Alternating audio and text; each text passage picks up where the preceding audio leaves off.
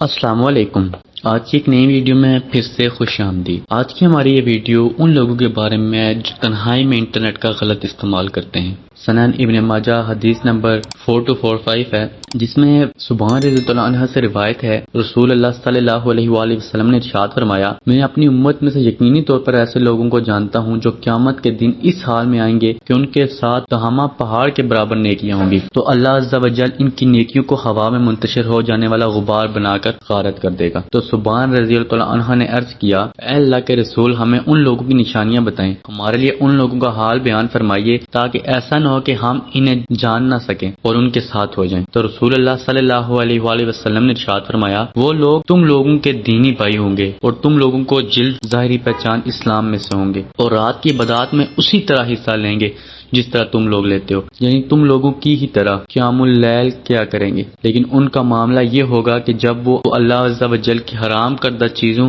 اور کاموں کو تنہائی میں پائیں گے تو انہیں استعمال کریں گے۔ یا اللہ ہمیں پلک جھپکنے کی مقدار کے مطابق بھی ہمارے نفس کے حوالے نہ کر دیں، آمین یا رب العالمین۔